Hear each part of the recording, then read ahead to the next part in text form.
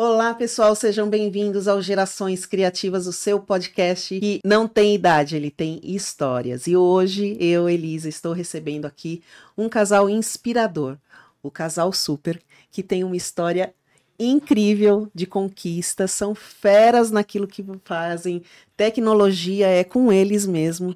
Sejam bem-vindos, obrigada. Queria que vocês se apresentassem, falassem um pouquinho de vocês. Pode começar? Bom, Elisa, primeiro, obrigado pelo convite. É um prazer estar participando desse seu projeto. Para a gente é muito, muito importante poder compartilhar com a tua audiência e com o nosso público esse trabalho do teu podcast. Bom, eu sou Alessandro Traeger, sou a lei do Casal Super e a gente vai contar um pouquinho da nossa história já, mas eu sou o responsável por uma parte do casal, né? Por uma pequena parte. O casal tem duas partes, né? Eu sou 50%, que na verdade 49%, né? A Priscila acaba cuidando mais. A gente tem uma história muito grande aí com relação a máquinas, tecnologia, ao artesanato em si, que a gente vai poder explorar aqui hoje nesse podcast. Legal, e você? Eu sou a Pri Lanaro, é um prazer estar aqui, e é sempre gostoso a gente poder se encontrar, né? Encontrar e conhecer as pessoas e comentar um pouquinho da nossa história.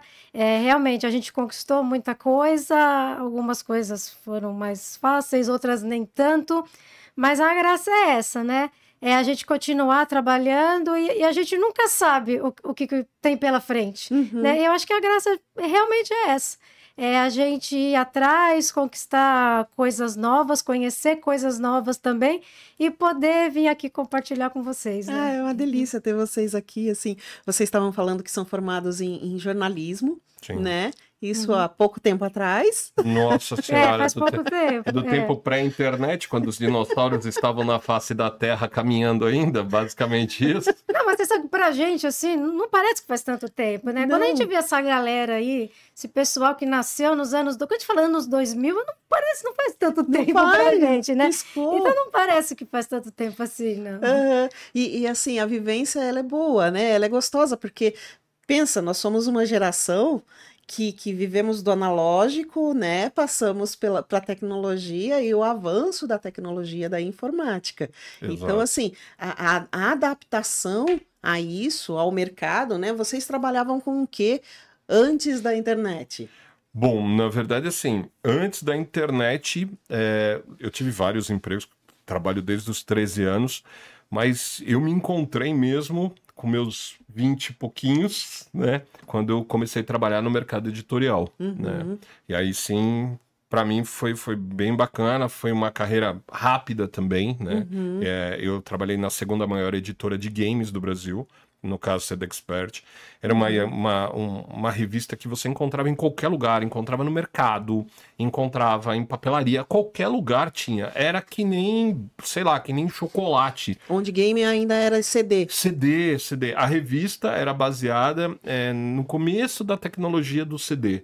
Então você tinha o jogo para o seu computador ali e tal. Então era uma coisa bacana. E assim, a arte gráfica do produto era muito chique, sabe? As pessoas colecionavam aquilo e tal. Então foi ali que a gente começou. A internet ainda estava longe de ser algo que entrasse na casa de todo mundo. Então a revista era o meio das pessoas se informarem sobre o jogo que ela gostava, sobre assuntos de atualidade ali de tecnologia.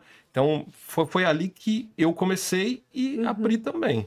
Sim, a minha carreira profissional também foi o mesmo começo, né? Meu primeiro trabalho foi na editora CD Expert. Eu, desde criança, sonhava em ser jornalista, mas eu não tinha uma direção. Eu quero trabalhar nessa área. Não. O que eu gostava de fazer era escrever. Então, eu gostava de escrever texto, assim, a parte de redação era o meu forte, né? Então, assim, a parte de tecnologia não era tanto. A parte de, se for ver agora, né, geração de imagens, edição de imagens, nada, assim. Meu negócio era escrever, né? Então, assim, a parte antes da tecnologia, né, eu fiz curso de datilografia. Ah, meu Deus, acabou de entregar mas aquilo que eu falei do dinossauro. Entrego com felicidade, porque assim, eu adorava aquilo. Né? Então, assim, os meus presentes... A professora cronometrando assim, quanto tempo não podia errar, exato, não é? E ainda colocando venda colocava pra uma caixinha para esconder o teclado, tá vendo? Pois é. E os meus presentes... Tá muito revelador esse podcast. Quando criança, assim, eu ganhava máquina de escrever, gravadorzinho com mini fita, câmera, assim, então eu sempre gostei disso. E aí, calhou, né, do meu primeiro emprego... ser na editora CD Expert, uma editora especializada em tecnologia, em games e, na época, né, em aplicativos, né? A gente chamava de... Utilitários, né? A gente nem chamava de aplicativo naquela época. E aí, no começo, eu estranhei um pouco aquela realidade toda ali, né? Tanto é que, assim, eu comecei como assessora de imprensa da editora. Tá. E aí eu ia escrever os releases, falei, beleza, tô em casa, tal. Só escrever, né? Só tinha que escrever no computador, né? Aí a bonita aqui falou, posso escrever primeiro no caderno, depois eu passo pro computador. Não. Então, era por aí. Então, assim, eu comecei devagar nessa área da tecnologia. Não foi uma coisa assim que veio de mim, nossa, desde criança eu gosto. Não era isso, né? Eu gostava mesmo de escrever. E o legal é que, assim, o que eu senti de similaridade no começo é que meu primo, né, hoje, infelizmente, não está mais entre nós, mas ele foi um dos maiores colecionadores de games do Brasil, né? Norian Júnior, ele foi um dos maiores colecionadores de games, então eu senti uma similaridade ali. Falei, pô, se eu precisar de alguma coisa, você eu posso recorrer uma fonte ali, né? Poderosa, uma fonte poderosa. Então, assim, ele era referência na época, né? E aí foi indo, assim. Aí, depois da assessoria de imprensa, nessa mesma empresa, eu passei a cuidar da editoria Kids. Então, era jogos para computador para crianças. Tá. E aquilo, aí foi onde eu me realizei. Aí sim. Então, ali eu podia fazer tudo o que eu queria na área. Como a gente tinha a mídia do CD... Então, a gente tinha a reportagem por escrito na revista, tinha a reportagem em vídeo, tinha narração, tinha fotografia, tinha tudo. Então, ali eu fazia tudo. Era o pacote completo, né? Então, foi ali que eu me realizei. E vocês se conheceram como? Na editora. Na editora. E ali se apaixonaram. E foi no primeiro dia de trabalho dela. Olha que loucura. Olha, destinados. Eu já estava lá, já tinha um tempo. Eu entrei como... na época, eu ainda estava fazendo faculdade. Né? E na minha época, o jornalista, ele não podia fazer estágio. Era proibido. Era totalmente proibido. Não tinha estágio. Não tinha estágio. E aí, quando eu entrei... Já entrava como o quê? Como trainee ou já como funcionário? Não podia. Não Esse podia. é o ponto, não podia. Né? Não podia ter um registro como jornalista, nada disso. Você precisava ter o MTB, que era Você precisava se formar, ter o número do registro profissional. E aí, eu lembro que no segundo dia de trabalho, e ali era a minha paixão, no segundo dia de trabalho, a jornalista responsável chegou para o dono da editora e falou, ele está cursando faculdade, ele não pode, eu vou denunciar para o sindicato, a empresa vai ter problema, vocês vão ter que mandar ele embora. Aí o cara me chamou, o editor-chefe na época me chamou e falou, Ale, estamos com essa situação, vou ter que te mandar embora. Eu falei, não, vamos fazer uma coisa diferente? Quem é o dono da empresa? Eu sempre fui doido. Sim.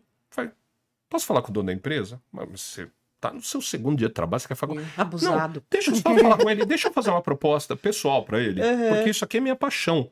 Eu abri o coração, isso aqui é minha paixão. Tá bom. Subi na sala dele, todo mundo tinha medo dele, uma sala escura, cheio de action figures pra tudo quanto é lado. Ele tinha um olhar meio assim, né? Bravo. Vader. Com um bonezinho do Superman, né? Tipo Lex Luthor. Tava mais Lex Luthor. Aí eu cheguei pra ele e falei, olha, é meu segundo dia de trabalho. Eu sei que eu não poderia estar exercendo a profissão que eu não me formei, mas eu tenho uma proposta pra você. Na verdade, duas. A primeira proposta, eu tranco minha faculdade agora. Se você me deixar continuar trabalhando aqui. Primeiro ponto, porque com a faculdade trancada eu conseguia. Sim. Segunda coisa... voto de confiança. Reduz meu salário para 50% durante os próximos 6 meses. Se eu entregar o que você quer, você senta, conversa comigo e devolve o salário pro que era. Proposta irresistível. O cara olhou e falou, quem é esse retardado que veio na minha sala falar que vai trancar a faculdade, tá apostando toda a carreira profissional dele, aqui, né? e tá falando que aceita trabalhar por 50% menos do que ele foi contratado. Quem é esse louco? E o cara falou, beleza, tá fechado. Aí eu automaticamente, no dia seguinte, tranquei minha faculdade, aceitei trabalhar pela metade. E em vez de reduzir o meu ritmo, eu falei, eu vou subir meu ritmo para um nível que ninguém vai me aguentar aqui. 3 meses ele me chamou na sala dele, eu sabia que tinha dado bom. Ele falou, cara, você entrou como assistente de redação. Eu tô te dando a editoria da sua revista pra você cuidar. Que legal. Aí eu falei, beleza. Só que É o seguinte, determinação, né? eu não vou parar por aqui. Eu avisei, não vou parar por aqui. Ele falou, tá bom, vou te devolver o seu salário, fica no mesmo nível. Daqui 3 meses a gente senta pra conversar. Tá bom. Aumentei o ritmo mais ainda. Os caras levavam, tipo, 1 mês e meio pra fazer a revista. Não tinha... Era muita molecada. Trabalhava. Falei, beleza, vamos aumentar o ritmo. Aí comecei a sugerir novos títulos, segmentação, estudei o mercado. 3 meses me chamou de novo. Falou, agora eu vou fazer um convite pra você. Falei, ixi, agora vem pedrada, Agora né? vem, né? Tô te convidando para ser editor-chefe, você vai cuidar de todas as revistas. Que E nós vamos legal. segmentar isso. Nós estamos com 3 revistas e eu quero fechar o ano com 12. Resultado do planejamento, do foco, né? Falei, Da beleza, dedicação. vamos embora. E eu fiquei lá até a editora chegar no ponto mais alto, assim, de produção, mas não tinha para onde escoar. Porque a parte comercial ali começou a pegar muito pesado. Tá. Era muito produto. Era mais de, sei lá, 1,5 milhão de revistas que a gente fazia por mês e não tinha lugar para colocar. Pra colocar. E a editora começou a não ter escoamento, não tinha onde colocar. As regras de mercado estavam muito estranhas. Aí eu vi que o negócio não tá legal, pedi licença, eu falei, olha, eu vou me desligar. Foi um choque, porque os caras não queriam. Sim. E aí eu fui para outra editora e aí comecei a trabalhar em home office, mas não saí da área. Mas foi louco, assim. E a gente se conheceu no segundo... Meu segundo dia. Segundo dia de trabalho dela. E em que momento vocês resolveram empreender? Bom, na verdade, assim, passados 6 anos trabalhando, tendo horário, semi-horário, né? Porque tinha assim que uma a gente escala saiu flexível. dessa editora, a gente... Você saiu no mesmo período que ele? Sim, nós saímos juntos. Juntos. Juntos. né? Nós falamos? Sempre juntos. Sim. Sim. Inclusive, o mais engraçado que nesse período que a gente ficou nesses 6 anos, a gente casou lá dentro. O dono da empresa foi meu padrinho de casamento. Eduardo foi nosso padrinho Padrinho de de casamento. casamento. Foi bem legal. E assim, a gente saiu porque não Não dava dava mais. mais, não tinha mais o que fazer ali. exato. Né? Não tinha o que fazer. E aí a gente começou a trabalhar em home office, numa época que home office era uma coisa assim do outro mundo. Ninguém começo queria mais trabalhar em nada. casa. Imaginável. Comecinho dos anos E 2000. ninguém falava, pô, como que vocês vão trabalhar em home office? E aí eu montei um time para trabalhar comigo, todo mundo em home office. E aí todo mundo adorava home office. Sim. Porque a pessoa trabalhava uma semana na pauleira, na semana seguinte ela já estava com dinheiro no Relaxava. bolso, fazia outra coisa da vida. E era um período que, assim, você quanto mais estivesse dentro de uma empresa, mais profissional você era, né? Sim, sim. Então, assim, encarar um home office e aceitar isso, difícil. Não, e assim, aceitar o home office numa época que não se tinha padrão de home office no Brasil e não se tinha certeza do que esse home office daria. Se você não ficaria, tipo, em casa e depois não Sem conseguiria fazer nada. recolocação no mercado, porque Sim. o mercado era concorrido. Sim, Muito concorrido. As pessoas que apostaram com a gente se deram muito bem, porque começaram a ganhar 3 vezes mais, enxergaram o home office como uma tremenda solução. De lá pra frente, nossa vida foi 100% home office. A gente A gente empreendeu não em home voltou office. mais. Não voltou mais. Não, de 2000 pra cá, a gente nunca mais trabalhou dentro de escritório nenhum. E já teve muito convite para trabalhar.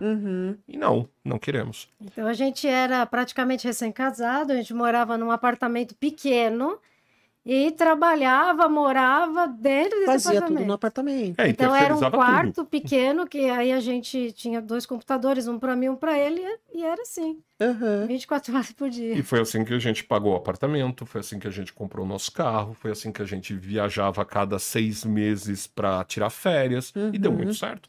E a gente viu que esse era um esquema. Falei, a gente não precisa trabalhar precisa dentro do escritório, voltar. trancar, não. Porque aqui o céu é o limite. Então, quanto mais a gente trabalha, quanto mais a gente produz, mais a gente ganha. E só cumprir os prazos. E a gente sempre teve uma estratégia que é de surpreender o contratante. Tá. Qual a estratégia? Entregar antes do prazo, entregar um trabalho de excelência. Por exemplo, de repente não estava contratado no trabalho uma revisão de todo o material, já Mas entregava fazia. final, já revisado, pronto para entrar numa Sugeria gráfica. outros títulos. né? Exato. Buscava no mercado informação, viajava, buscava nos outros mercados tendências. sugeria de graça, para ver se aquilo servia como isca para um novo trabalho, e aí a coisa uma estratégia agressiva, né? E diferente do que o mercado entrega. E o mercado editorial pra gente durou acho que 13, 14 anos ao todo, né? Porque a gente saiu de lá com 6 anos, trabalhamos para uma outra editora gigantesca, no caso a editora Scala, que é um monstro, sempre foi um monstro tudo na de área mercado. da tecnologia. Ainda na área de tecnologia. Depois tivemos a nossa própria editora, fizemos alguns produtos para alguns artistas, inclusive artistas que já vieram aqui no podcast. Flávia, o Vlad. Exato, no Vlad a gente fez revista para ele, foi o primeiro artesão com revista com CD-ROM no mundo. Sim. Pô, sensacional. Não, legal, A Flávia, aí depois que o mercado editorial ele começou a meio ficar difícil, porque você não conseguia mais equilibrar a conta, porque você tinha que produzir muito, mas você não tinha canal de escoamento para aquilo. E você tinha que cuidar disso. Você não tinha mais onde colocar. Você produzia 20, 30 mil revistas, onde você vai colocar? Onde que vai colocar? Não tem banca mais. As bancas começaram a sumir. Aí a gente começou a fazer a nossa produtora. A gente iniciou a produtora também com o Vlad. O Vlad foi o nosso piloto. Foi o piloto. Foi o nosso piloto. E deu certo. E deu. Fizemos com ele 50 DVDs, 50 títulos diferentes. Muita coisa. É coisa pra caramba. Muita coisa. E nós tivemos ali, depois dele, a gente foi exportando a ideia. Tivemos a Flávia, que também já participou aqui do podcast. Sim. Nós gravamos o ABC do Scrapbooking. Que legal. ABC do Scrapbooking. Foram 3 DVDs com ela. E aí depois a gente foi para outros segmentos do artesanato. Nós gravamos EVA, pintura country, nós gravamos biscuit pra caramba. E como que vocês foram pro ramo de artesanato, de game para artesanato? Foi com o Vlad. Foi com o Vlad. Então, foi uma coisa assim bem louca. Acho que a Priscila pode contar, porque assim, foi uma das coisas... Nada na vida é por acaso. Não. Nada. Não. Eu tenho isso muito certo. Tudo que você fala, tudo que você faz, acaba tendo um sentido. Sim. A gente tava na editora... Aí você conta. Não, a gente estava com a nossa própria editora já, né? Com revista com CD-ROM. E a gente, assim, como o Ale já tinha essa habilidade, ele já conhecia o mercado dos produtos, né? CD-ROM, ele já sabia como negociar esses produtos e tal. Ele mesmo conseguiu licenciar um produto que era um software para fazer scrapbook digital. Tá. Ele entrou em contato com uma empresa na China e conseguiu licenciar esse produto para nós, para a nossa empresa. E aí ele jogou esse CD na minha mesa e falou assim, ó, testa, vê o que você acha disso. Aí eu comecei a testar, eu já gostava de fotografia. Falei, cara, isso é muito legal. Adorei isso, né? Eu não tinha habilidades ainda de edição de imagens. Tá. Mas foi a partir disso que eu comecei a gostar dessa parte de lidar com imagem. Falei, legal, gostei, né? Ok, só que a gente precisa de um conteúdo impresso para a nossa revista. Então, a gente precisa fazer matéria, né? Nosso lado jornalístico, né? Sim. E aí, eu lembro que a minha mãe sempre foi professora, né? De educação infantil. E ela gostava muito do Vlad. O Vlad ia nos programas de TV, Noite a Noite e tal, coisas, né? Os furadores e tal. Então, a minha mãe gostava muito dele. Comprava os furadores, fazia muita coisa. Fazia art, né? Isso. Aí eu falei pro Ale, por que a gente não vai atrás desse Vlad, né? De falar Esse assim, tal de Vlad? vamos falar com ele, vamos marcar uma entrevista com ele e a gente usa como conteúdo para nossa revista. E foi assim que a gente conheceu o Vlad, a gente foi até o ateliê dele, passou o dia lá. Antes a gente foi numa feira que estava acontecendo aqui no São Luís. Que tinha. E aí eu vi... Brasil. Exato. Aí eu vi uns quadros, umas esculturas em papel. Eu falei, quem faz isso daqui? Porque isso aqui é lindo, né? É lindo. Eu, apesar de ser um cara mais tecnologia, eu tenho bom gosto para as coisas. Modéstia à parte, eu sei distinguir o que é muito legal e do que não é legal. Sim. Aí ela falou, é o Vlad. Eu falei, tá, vamos trocar ideia com ele, vamos ver o que acontece. Ele já tinha uma produtora que produzia os DVDs dele. Eu falei, tá, eu vou ter que ser muito esperto para convencê-lo. A lábia vai ter que ser boa. Exato, para convencê-lo. Aí eu estudei a história do Vlad, estudei como que ele estava distribuindo o material dele, e eu vi que o DVD dele era muito caro, era um DVD mais de arte e tal. Eu falei, não, vamos mudar isso daí, vamos usar o marketing, né? Vamos transformar o DVD dele numa forma de um produto dele acessível à maior parte do público, a maior parte, assim, as pessoas têm que comprar isso sem sentir no bolso. Vamos popularizar. Exato, porque quanto mais barato, mais lugar eu chego. Sim. E aí ele vendia o DVD dele na época R$80, eu falei, Vlad, é o seguinte, é uma produtora, tô começando e tal, eu vou vender seu DVD a R$24,90.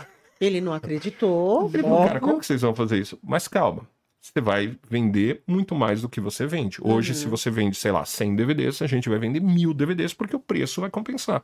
E você vai espalhar seu trabalho muito mais do que você... O alcance vai ser maior. Exato. Eu falei, tá, vamos testar. Aí eu lembro que a primeira gravação dele, ainda não tava com o meu sócio atual, né? Tava Tava praticamente sozinho. Aí peguei um cara, porque eu tinha uma revista de MP3, que era uma revista de música digital. MP3? MP3. Era MP3, acho que o último nome dela foi MP3, era MP3 Magazine, depois foi MP3 Word. E aí a gente dava uma força para as bandas alternativas, as bandas que não tinham gravadora, para espalhar o MP3 dela para tudo quanto é lugar. Aí eu peguei um cara que tinha um programa, um programinha de internet, assim, no segmento dele, malucão e tal. Falei pra ele, você topa vir gravar comigo? Só que a linguagem, aí foi um erro muito clássico. A linguagem do cara era completamente outra. O cara tava rock and roll. Aí o Vlad lá curando. Aí o cara chegava com a câmera. Aí ele vinha com a câmera assim perto e voltava. Ia pro outro lado. Eu falei, cara, isso não vai dar certo. Não. Aí o Vlad olhava pra mim assim e falou, mano, que negócio mal feito que isso vai dar. Aí eu, desesperado, quando olhei o material para editar, eu vi que o material ele tava muito frenético. E não é essa linguagem. Tava muito heavy metal. Vlad heavy metal. Eu falei, cara, como que a gente vai editar isso? Aí a Priscila tinha um amigo que tocava numa banda e tal. E o cara editava algumas coisas da banda. Só que era uma banda mais tranquila, não era heavy metal. Não era heavy. Era uma banda italiana e tal, né? Coisa mais tradicional. Falei, cara... Conversei com ele e falou, topa o desafio, vamos fazer. E aí ele virou meu sócio. E aí a linguagem era outra, mais calma, né, mais assertiva. E aí a gente foi estudar tomadas de cena, foi deixar... O que o artesanato pedia, Exato, né? Uma coisa mais calma, mais serena. E aí, a partir do segundo DVD do Vlad, a coisa entrou num ritmo aí que a gente virou acertou padrão. a linguagem, né? E ele gostou. A gente veio da tecnologia. Aí encontrou um cara malucão que era do submundo underground, do rock and roll. Não, e fez aquilo Galeria tudo, do rock, né? Total. A gente fez, acho que 3 revistas do Vlad, né? Que Foram tinha 3. o material impresso e o conteúdo em CD-ROM. Tá. Então, tinha alguns vídeos, mas tinha toda a revista no CD-ROM também. Exato. Então, a gente tinha a parte de vídeo, a gente tinha a parte, né, de diagramação, tudo. E aí, a gente foi para a parte dos DVDs, que, né, aos poucos, a gente acertou essa linguagem de curso mesmo, né? Da pessoa entender. E o Vlad sempre foi aquela coisa mais calma. Mais tranquila, A voz baixa. ele é mais tranquilo. Colar aqui, Bem né? cuidado. E porque aí a gente viu que cada artista tem o seu estilo. jeito, Exato. Mas a gente conseguiu, assim, unificar as coisas, né? Ter uma linguagem que era uma linguagem própria, né, dos nossos DVDs. E a partir do Vlad, a gente foi conhecendo os outros artistas, aí a gente formou... Quantos professores a gente... A gente tava mais com de 40, o nosso acho, casting, acho que tinha 45 professores. Mais de 40 professores. Né, que depois migraram para educar, migraram para vitrine do outras artesanato, plataformas. exato. A gente meio que ensinou esses caras a trabalhar com essa linguagem audiovisual. Mas nós fechamos assim, no dia que a gente falou que ia parar de gravar os outros para produzir o nosso material, e aí se lançar como professor, porque a gente já tinha uma bagagem grande, pesada de tudo, de linguagem, de forma de trabalhar, de visão artística, a gente terminou com 450 DVDs, 450 títulos gravados e lançados. É bastante coisa. Foram, acho que 5 anos aí dedicados O mercado nacional fez muita diferença. Fez. Né? A gente participou de Mega Artesanal, a gente trabalhou com a extinta Toque Cri, trabalhamos com a Square Brasil, trabalhamos com a Silhouette Brasil, trabalhamos com muitas empresas. Em que momento surgiu o Casal Super? A marca Casal Super? Então, a gente precisava... Chegou um momento que a gente queria se lançar no mercado. Porque as pessoas falavam, cara, vocês entendem tanto de silhuete, vocês entendem tanto de plotter de recorte, vocês entendem tanto tecnologia, vocês têm que dar aula. De impressão, de tudo, né? Porque a gente já vinha acumulando bagagem. A gente foi ganhando bagagem a partir desse trabalho que a gente começou lá atrás, conhecendo os artistas, e cada artista trazia alguma coisa para uma necessidade, né? E aí a gente tinha vontade de conhecer mais. Né? Foi assim que quando a gente conheceu a plotter de recorte, né? A Silhouette e a Cricut, a Silhouette foi a primeira que vocês conheceram? A gente conheceu junto, na verdade. Praticamente juntos. E foi com o Vlad também, né? Porque eram concorrentes na época. Sim. Né? Ainda são, né? Sim. E a gente conheceu as duas praticamente ao mesmo tempo, começou a trabalhar com as duas também, a gente começou a ganhar notoriedade quando a gente começou a criar arquivos e vender esses arquivos em CD e DVD, porque não tinha biblioteca. A Cricut era ainda em cartucho, não era, né? E a Silhouette era que tinha Só que tinha aquele programinha maroto que deixava você trazer... Eu não lembro, era Scan. Isso! E aí eu desenvolvi os arquivos em SVG para que funcionasse nela e DXF, que é arquivo de AutoCAD, para funcionar na Silhouette. E não tinha biblioteca, não tinha ainda, não tinha distribuição de arquivo tão forte. E aí a gente, todo mundo falando, começa a dar aula, começa a ensinar, começa a gravar, não sei o que lá. Aí surgiu a ideia, como que a gente vai se chamar? Por quê? Cara, a Lei PRI, muito comum. O que a gente gosta? O que a gente tem de igual? E aí a gente reparou que toda vez que a gente fazia live, fazia alguma coisa, atrás da gente tem um armário de colecionável, tá na minha sala até hoje, lotado de coisas do Superman. Porque ela gostava muito. Você gostava. E eu ia na vibe dela e comprava, participava dos leilões do eBay, quando o dólar era um pouco mais favorável. Pode parecer uma viagem, mas um dos motivos, eu acho que o principal motivo de eu escolher o jornalismo foi pela minha paixão pelo Superman, Clark Kent, Lois Lane. Que massa! Parece viagem, mas é real. Não é. Meu marido, ele coleciona G.I. Joe. Ele, legal, assim, ele adora, né? Então, assim, muito da nossa vida é pautada por isso, né? Então, assim, acredito piamente. Eu gostava desde criança. Aí a gente fazia as lives, fazia os vídeos e o armário atrás, com coisas de Superman. Aí falamos, bom, casal super.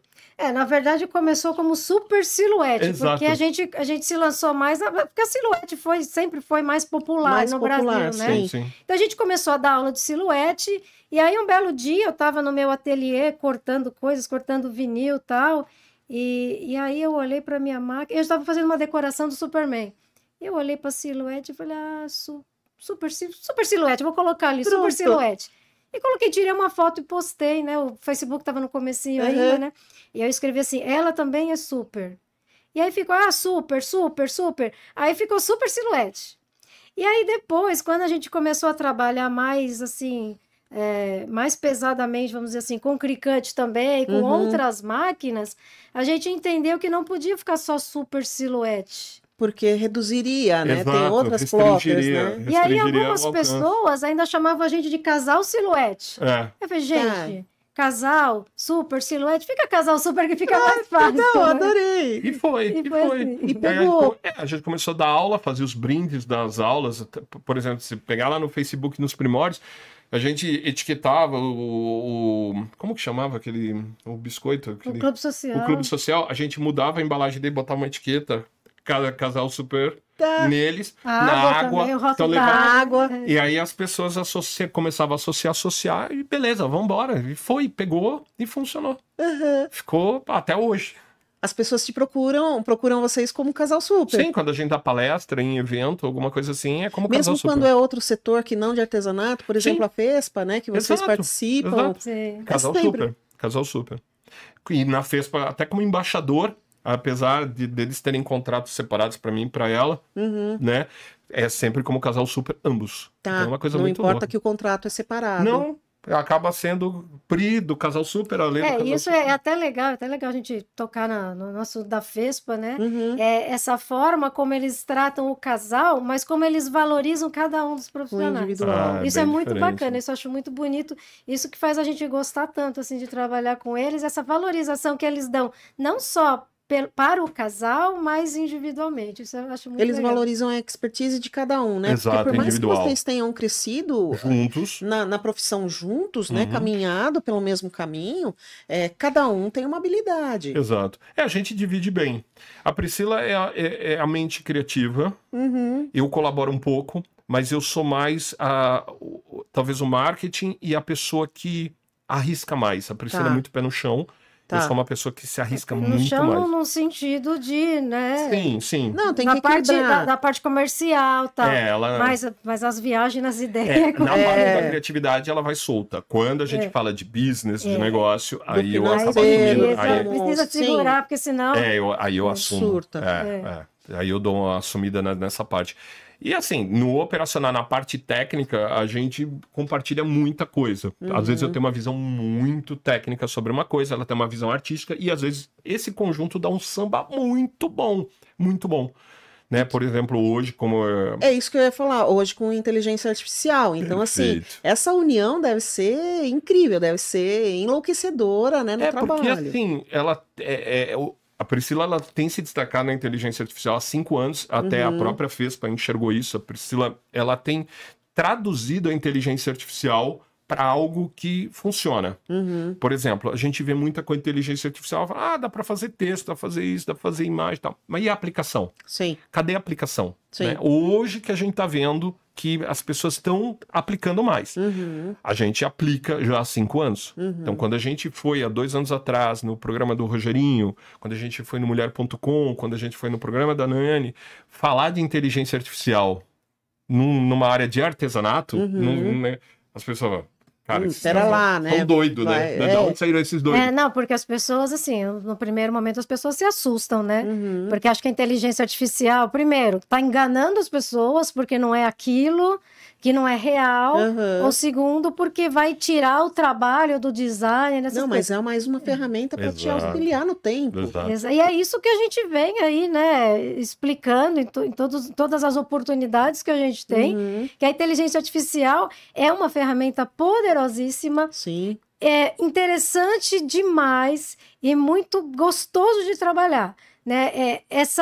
A linguagem que a gente tem que travar com a inteligência artificial para conseguir o que a gente quer é uma coisa transformadora. E é isso que a gente tenta passar para as pessoas de forma positiva. Positiva, eu vi que vocês usam o Bing, né? Porque é uma interface mais simples. E gratuita, né? Para quem está começando. GPT agora o ChatGPT agora que veio com essa capacidade de produzir imagens e de uma forma também tão intuitiva que eu falo para as pessoas, é uma conversa que você tem. É uma conversa. É como se você estivesse conversando, parece que tem uma pessoa do outro lado. É que as pessoas né? se assustam, eu tenho que fazer um prompt, como que faz um prompt, né? Até o Bing, a gente tinha a questão dos prompts, daí a galera falava, nossa, mas tem que escrever pra caramba, tal, não sei o quê. Hoje, com o ChatGPT, você não precisa escrever. Não, você sobe uma foto e fala assim, transforma essa foto aqui num personagem Disney, Pixar e um abraço. Aí depois, se quiser, vai pro Sora, porque é pago, mas aí ele movimenta, ou então você procura outra. O Pixverse. Sim. E aí você coloca, você usa agora eu esqueci o nome do que a gente faz as trilhas sonoras. Suno. O Suno para escrever música. Esse ano a gente entrou. A gente tem umas ideias que eu vou te falar de vez em quando. Dá até meio uma vergonha ali. Não tem vergonha. Como a gente deu 2 palestras na FESPA, a gente falou, vamos entrar meio astro de rock and roll, vamos fazer um negócio louco. Aí eu pedi pro chat. Ela topa, ela vai na Eu pedi pro chat escrever uma letra de uma música rock and roll. Esse foi o primeiro, pra gente entrar. E aí eu coloquei algumas coisas do tipo que eu queria colocar, tal, que tipo de entrada, tal. Aí, de repente, e a nossa palestra foi que abriu esse ano a Ilha da Sublimação ali, que é a área de palestra. Aí, de repente, entra um rock pesado. E a gente entrando assim. Pessoal, nossa, eu falei, cara, não sei se eu vibro, se eu me escondo, não sei o que eu falo. A personagem. Não, mas foi muito legal, porque a gente ainda aproveitou essa trend das capivaras, tal, para mostrar para as pessoas como poderia criar artes de capivara para sublimação, para topos de bolo e tal. E aí, no final, como são 40 minutos de palestra, então tem um momento ali que você precisa dar um up na galera para preparar para o próximo palestrante, porque ali é palestra em cima de palestra. Aí o que a gente fez? Animou todos os desenhos que a inteligência artificial criou e nós criamos um reggae da capivara. Não acredito! Capivara empreendedora. A capivara empreendedora. Tem na internet isso pra gente ver. Tem, cara. Eu não isso, lembro se eu postei, mas tem muito vídeo da galera que foi. Porque é um clipezinho, né? As capivaras dançando. Eu quero ver a capivara de biquíni, a capivara com aquele chapéu de reggae com as tranças, doidona ali e tal. E aí era uma coisinha assim de 8 minutos da palestra, 6 a 8 minutos, e a gente viu que a galera tava empolgada ali, todo mundo assim. Bater palma. Eu falei, gente, eu não acredito. Aí Tá acontecendo isso. isso. Se vira, dança reggae aí, que eu vou na sua. Vou na sua. Mas são coisas, assim, divertidas que você pode trazer a tecnologia para a realidade das pessoas. Sim. Não precisa ser aquela coisa dura, aquela coisa pesada, né? É aquela coisa complexa. E hoje a gente se diverte com inteligência artificial. Todo dia a gente tem uma postagem que ajuda as pessoas a entenderem como a inteligência artificial pode ser um facilitador para a vida delas. Eu acredito que as pessoas estejam, assim, assustadas como na mudança de indústria. Né? Na era industrial, que daí começaram as máquinas, todo mundo muito assustado. Nossa, eu vou perder emprego, não sei o quê. Eu acho que, assim, as pessoas estão assustadas, mas a inteligência artificial, assim, ela é enlouquecedora e ela abre muitos caminhos e oportunidades que, imagina vocês lá, há 20 anos atrás, tem que fazer a capivara, o reggae da capivara na mão. Não, então... Se você parar para pensar, teria que contratar um ilustrador para fazer, teria que aprovar o traço dele, ele teria que... Quanto tempo ele levaria para produzir isso? Sim. E agora, até na onda dos livrinhos de colorir, que a gente não deixou escapar, a gente fechou parceria com 2 grandes lojas aqui de São Paulo, a gente produziu conteúdo, livros de colorir 100% autorais com a inteligência artificial. Não esbarra em direito autoral de ninguém, e pra gente, para pensar... como que a gente faria isso se não fosse a inteligência artificial? Não faria. Hoje a gente faz livrinhos livros de colorir com situações que as pessoas mandam. A gente fez há 2 semanas atrás um livrinho de casamento. Então, a pessoa mandou as fotos, um ensaio, tudo que ela fez, e a gente transformou aquilo num livro de colorir. Numa folha colorida, primeiro... a foto, né? Só que transformada em personagem Disney. Pra ficar mais bonitinho. E de outro lado, a página de colorir pro convidado. Relativo àquela imagem. Ficou sensacional. Então a pessoa tem ali a imagem colorida para ela se inspirar e a mesma imagem em preto e branco para ela pintar. Imagina os parentes próximos, tanto da noiva quanto do noivo, tendo aquele... Porque é algo muito especial. É algo muito especial. E é uma coisa também que emociona, né? Eu tive um exemplo prático disso no Dia das Mães. Eu criei um topo de bolo, né? Porque a gente teve um evento em Osasco, que faz umas 2 semanas, foi antes do Dia das Mães. Exato. E a gente mostrou para as pessoas como usar a inteligência artificial para criar um topo de bolo. Para o Dia das Mães. Para o Dia das Mães, usando silhuete, enfim, né? A gente une tudo, né? Sim, todas as ferramentas. Exato. E aí eu peguei uma foto da minha mãe me segurando, bebê, eu recém-nascida, e minha mãe assim, com aquele rosto angelical e tal, e eu transformei no estilo Disney e montei, né? E minha mãe já tinha visto, tá? Já tinha mostrado, falei, que legal. Ela adorou. Quando foi no Dia das Mães, eu dei o presente para ela, gostei, legal. E eu dei o topo também. A hora que ela viu o topo na mão dela, o olhar dela, e eu falei, meu Deus, ela gostou mais do topo do que do presente. Mas essa emoção que a gente causa nas pessoas utilizando a inteligência artificial é uma coisa assim que é tão bacana de ver. E eu escutei pessoas falando que inteligência artificial é uma coisa fria, sem emoção. Depende de como você utiliza a ferramenta. Exato. Quando você vê o brilho no olho da pessoa, o que passou na cabeça dela, que emoção que despertou naquele momento que ela viu aquela imagem. Sim, então, às vezes isso é poderosíssimo. Eu tive uma experiência também, né, de colocar a foto dos meus avós para minha mãe, né, e aquele programa que faz um movimento, sabe? Sim. E daí os dois se movimentando, aquilo para ela foi emocionante, porque ela relembrou, ela falou, nossa, olha o sorriso do meu pai, né, e ela relembrou. É uma coisa absurda. Então, é absurdo, e por que não abraçar isso e trazer para o dia a dia? A gente tem tentado popularizar isso ao máximo em tudo que a gente faz. Já são 5 anos dedicados a implementar inteligência artificial como uma ferramenta para todos os setores que a gente atua. Seja sublimação, impressão 3D, encadernação, a área de máquinas de corte a laser, não importa. Tudo casa bem com inteligência artificial. E é uma coisa muito legal.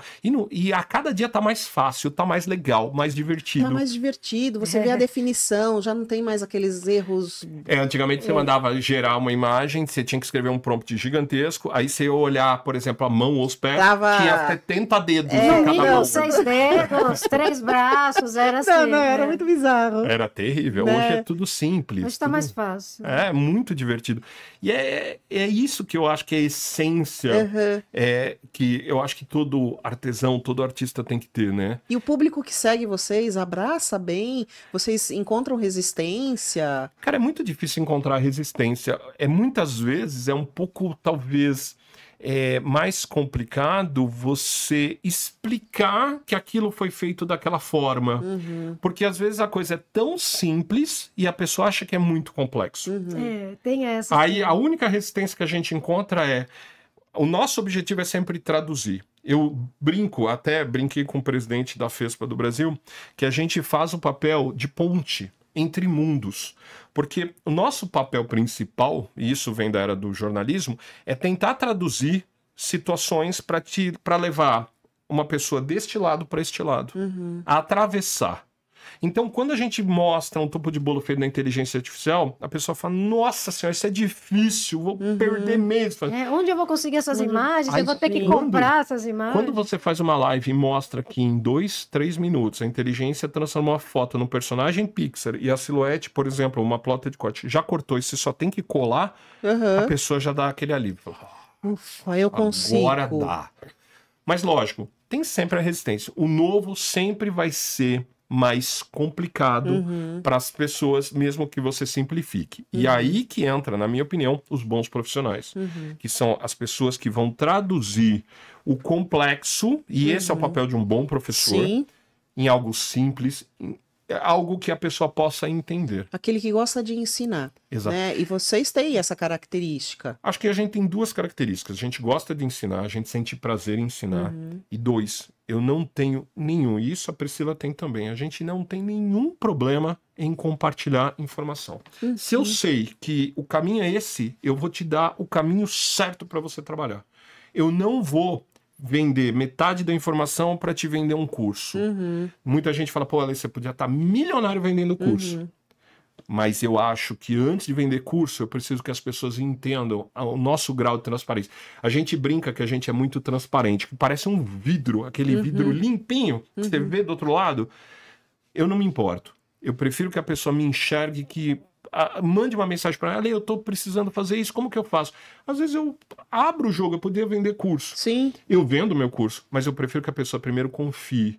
Eu acho que a partir do momento que a gente se propõe a passar alguma coisa, até mesmo numa palestra, ou você passa o real para a pessoa, com o passo a passo, para comprovar realmente que aquilo funciona e foi daquela forma, porque eu passei por aquilo, do que ficar escondendo. A gente realmente, essa coisa de faz pela metade, é melhor não fazer. Então, se é para fazer, a gente abre tudo, mesmo da forma correta. Acho que a gente pode brincar que a gente é mais YouTube do que TikTok, né?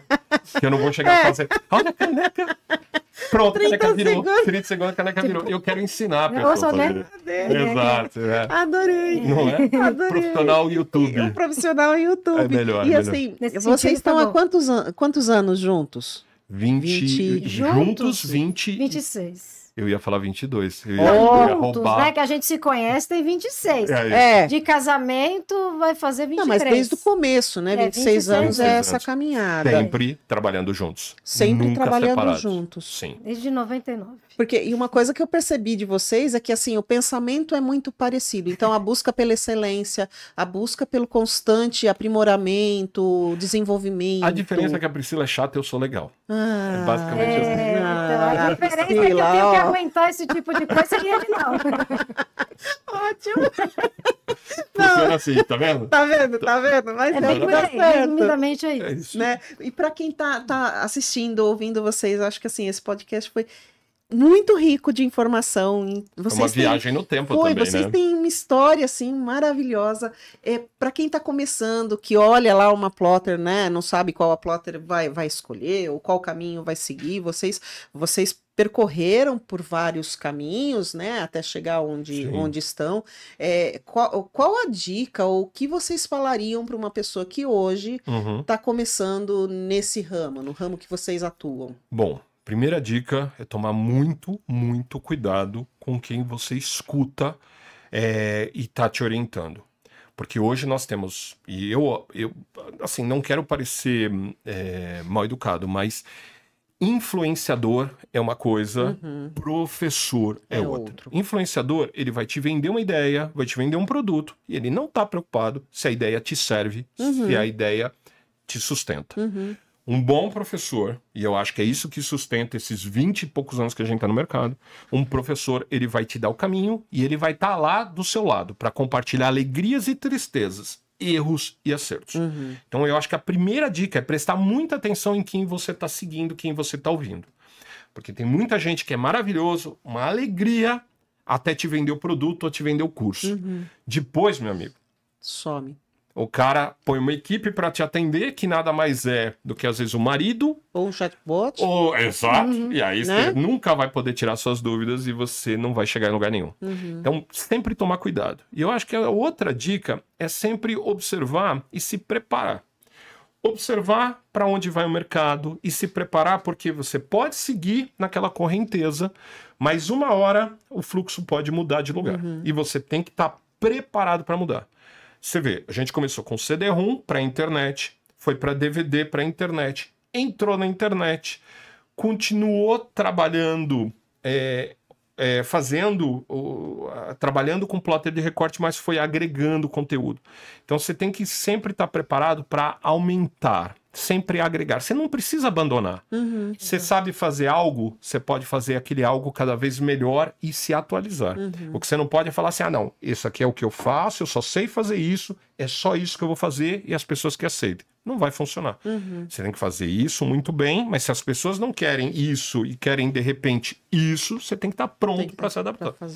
Então, a pessoa tem que estar bem preparada para mudanças. O mercado muda muito rápido. Muito rápido. Muito rápido. Hoje você pode estar arrebentando de vender livro de colorir. Amanhã o mercado vai mudar. Já não quer mais. Já não é livro de colorir, já é outra coisa. Sim. Então você tem que estar preparado. Não pode ser um artista monofase. Sabe, o artista monofásico? Sim. Só é 110. Não. Você tem que estar pronto pro 110, pro 220. Sim. Entendeu? Então... eu acho que isso também é uma característica de quem é artista mesmo, né? O artista tem que estar pronto para mudar e eu acho que o artista gosta disso também. Gosta. Isso faz crescer também, né? Então ficar na mesmice não é pra gente, não é pro artista nem nada, né? Então outra dica também é pesquisar sempre, né? Tá sempre a par do que está acontecendo no mercado e no caso de dúvida, né? Principalmente na hora de adquirir os materiais de consumo, os equipamentos que tem valor elevado, né? Consulta antes. Né? A gente já passou por isso, a gente já sabe o que funciona, o que não funciona. Eu acho que a gente está num nível que a gente consegue orientar bem a pessoa para ver se o investimento vai valer a pena ou não. Né? E aproveita as feiras, aproveita os eventos para curiar, para dar aquela curiada. Não vai já com decisão de compra. Vai no evento, conversa com os profissionais, escuta e deixa para comprar, talvez no penúltimo dia do evento, alguma coisa nesse sentido. Não vai direto falar, não, eu decidi. Conversa. Testa. E veja se aquela pessoa que você seguiu o conselho, ela é receptiva, vai te aceitar, né, para conversar pessoalmente, por exemplo. Sim. Que eu brinco, a Priscila fica brava, tem muito poodle de apartamento. Você sabe poodle qual é o poodle de apartamento? Não. Poodle de apartamento é o seguinte, é uma piada interna, mas funciona bem. Poodle de apartamento é aquele cara que na internet, ele grita, late, faz um espetáculo, você fala, nossa senhora! Aí você conhece a pessoa pessoalmente, como que é um poodle de apartamento na rua? O poodle se esconde atrás das pernas do dono, fica lá... Poodle de apartamento. Então eu brigo. Toma cuidado, porque tem muita gente na internet que é top, que tem um lifestyle absurdo. Mas na vida real, a pessoa não é nem um terço daquilo. Não. Então procura ver se as pessoas que Se é você... isso mesmo, né? Se é aquilo mesmo, que às vezes a pessoa vende um sonho que você... Nossa, você vai viver de silhuete, você vai viver de cricut, você vai viver de encadernação. Mas será que a pessoa mesmo vive? Né? Pois é, tem É essa porque tem um também. monte de gente que vende curso, mas não faz nada. Exato. Né? E aí você fala assim, caramba, só teórico. isso dá tão certo, por que você não vive Por que, disso? que você não vive disso? E É aí, só teórico. aí entra uma propaganda pessoal. A gente vive disso há 26 anos. Então tem propriedade no que fala. Eu acho, particularmente, que funciona. Eu também acho. Eu acho. Eu também acho. Senão a gente já não tava aqui, não. O mercado ele não dá base de sustentação Não. para poodle de apartamento. O Não. poodle de apartamento ele tem curto, temporada. Exato. É o curto tempo de vida. E guarde esse termo, viu? Não, agora já Poodle de vou apartamento. anotar, vou usar. Sério, Eu adorei, Não é bom? muito bom. Vocês gostaram? Eu adorei. Então sigam eles nas redes sociais, embaixo vou colocar no descritivo todos os lugares onde Legal, vocês bacana. podem encontrar eles. Show de E bola. aprender muito, né? Fazer curso, fazer tudo que vocês Às fazem. vezes tirar uma dúvida sobre aquilo que você está buscando, se vai funcionar ou não, fique à vontade.